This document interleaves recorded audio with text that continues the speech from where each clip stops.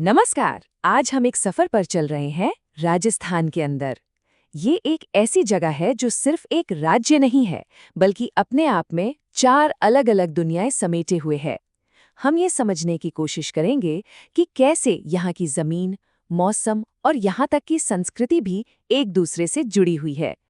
तो पहला सवाल तो यही मन में आता है ना कि भाई ये कैसे मुमकिन है। एक ही राज्य के अंदर एक विशाल रेगिस्तान, दुनिया के कुछ सबसे पुराने पहाड़, लहलहाते एक उपजाऊ मैदान और एक चट्टानी पठार, ये सब एक साथ कैसे हो सकता है। चलिए आज इसी दिलचस्प पहेली को सुलझाते हैं। अब देखिए, किसी भी जगह की आज की कहानी समझनी हो ना तो उसकी जड़ों में जाना पड़ता है। तो राजस्थान की इन 4 दुनियाओं को समझने के लिए हमें करोड़ों साल पीछे जाना होगा, जब ये जमीन बन रही थी। जो बात सबसे ज्यादा हैरान करती है वो है इन चारों हिस्सों की उम्र में जमीन आसमान का फर्क। जरा सोचिए, एक तरफ है अरावली के पहाड़ जो प्री कैम्ब्रियन काल के हैं, मतलब ये दुनिया की सबसे पुरानी पर्वतमालाओं में से एक है। और वहीं दूसरी तरफ है हमारा उत्तर पश्चिमी रेगिस्तान, जो इन सब के मुकाबले भूवैज्ञानिक तौर पर बिल्कुल नया है, एक बच्चे जैसा। और ये फर्क इसलिए है क्योंकि इनकी पैदाइश ही बिल्कुल अलग-अलग है। जो हमारा रेगिस्तान है वो असल में करोड़ों साल पहले के टेथिस सागर का बचा हुआ हिस्सा है। जी हाँ, जहाँ आज रेत के टीले हैं, वहाँ कभी एक विशाल समुद्र लहराता था। और वहीं अरावली और दक्षिण पूर्वी पठार उस प्राचीन सुपरकॉन्टिनेंट गोंडवाना लैंड के टुकड़े हैं। मतलब जमीन का ये बंटवारा बहुत ही बुनियादी है, जो आज भी राजस्थान के भूगोल को तय करता है।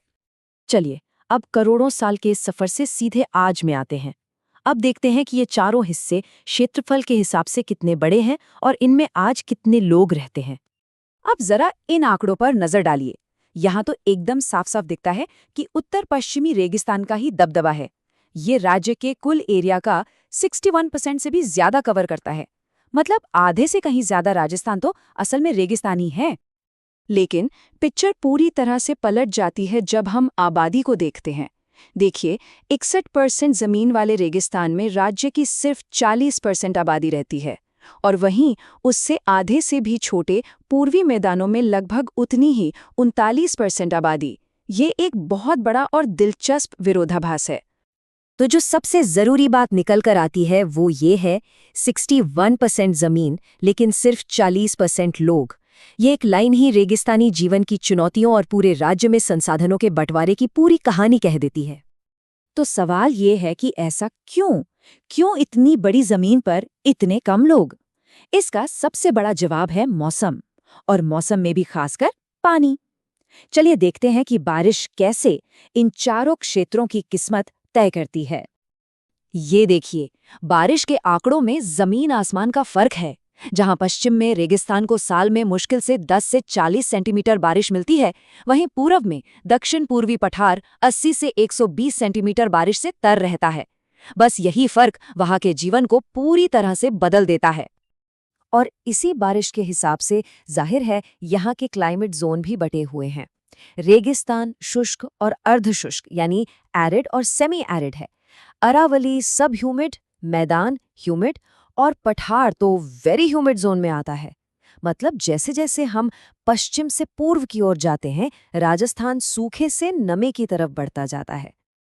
और ये तो सीधी सी बात है, जहां बारिश ज्यादा होगी वहां नदियां भी होंगी। रेगिस्तान में बस एक मुख्य मौसमी नदी है, लूनी, जबकि पूरब और दक्षिण पूर्व में बनास और चंबल जैसी बड़ी और साल भर बहने वाली नदियों का पूरा जाल है। पानी का पूरा खेल बारिश के साथ साथ चलता है। तो ठीक है, हमने जमीन की उम्र देख ली, आबादी देख ली और पानी का हिसाब भी समझ लिया। अब इन सब चीजों का असर जमीन के ऊपर क्या होता है, मतलब वहां की मिट्टी कैसी है, पेड़ पौधे कैसे हैं और फसलें कौन सी होती हैं। यहाँ हर चीज एक चेन की तरह जुड़ी हुई है। रेगिस्तान में रेतीली मिट्टी है तो वहां कांटेदार झाड़ियां और बाजरा जैसी कम पानी वाली फसलें होती हैं। अरावली में पथरीली लाल मिट्टी है जो मक्का के लिए बढ़िया है। पूर्वी मैदानों की जलोढ़ मिट्टी तो सोना है, गेहूं और सरसों के लिए एकदम परफेक्ट।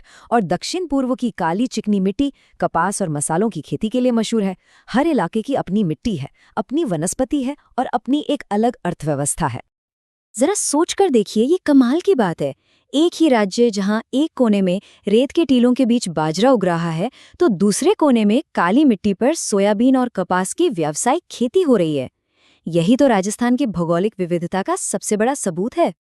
तो आखिर में ये एक बड़ा सवाल हमारे सामने आता है कि राजस्थान की ये जो गहरी और अनोखी भौगोलिक विविधता है, वो उसके भविष्य के लिए क्या चुनौतियां और क्या अवसर लेकर आती है। जहां एक तरफ पानी की कमी हमेशा एक बड़ी चुनौती रहेगी, वहीं दूसरी तरफ हर क्षेत्र की अपनी एक अलग ताकत भी है। इस पर सोचना वाकई में बहुत दिलचस्प है।